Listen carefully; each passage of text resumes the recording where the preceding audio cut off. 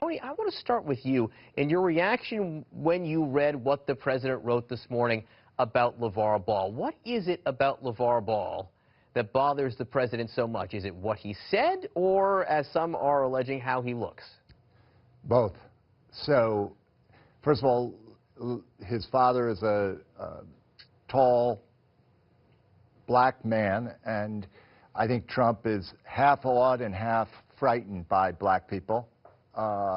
And his only way of dealing with them is to attack them. And on the other hand, I think he has a zero tolerance for any criticism of any kind. That's why he goes after anybody who says virtually anything about him that's negative. See, awed and afraid of black people. That's a big statement right there. Based on what? Well, I mean, I watched him. I mean, he was awed, unequivocally awed, during the many times I saw him with, you know, members of the team that he owned in the USFL, and when he sponsored fights, prize fights. I think he had this kind of ambivalent relationship where he wished he could have been an athlete like they were, and on the other hand, if he felt fear, he always felt aggression. And aggression was, and a need to put them down. You know, Michael, you see him in these battles. Will he ever stop fighting? Once he picks an enemy, and we've talked about how he does a certain kind of enemy shopping, will he ever let up?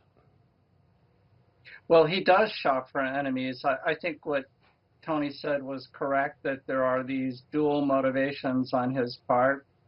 On the one hand, it is racial. On the other hand, he's very thin-skinned. But I think that we have to notice who he responds to.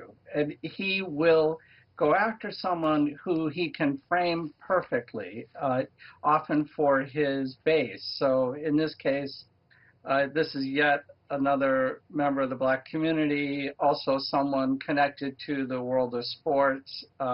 He initiated a lot of the furor over the Pledge of Allegiance, the Star-Spangled Banner protests, because it was black athletes. I didn't see that he ever actually went after any of the white players who knelt in solidarity with their black teammates. So there is this desire, I think, to find the right person to go after who fits a certain template.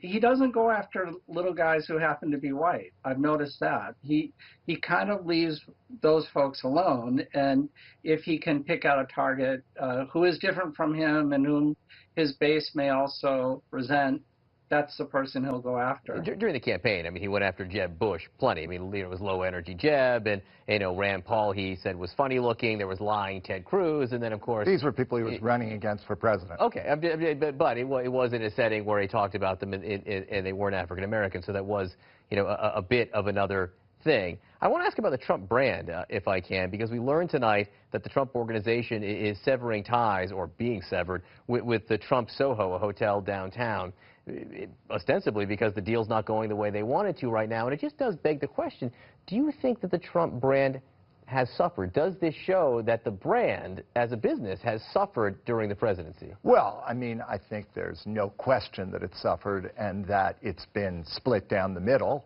just as America has, and those who support Trump would continue to, you know, be inclined to go to his hotels and use his golf courses, and the rest of the country is very disinclined to do that.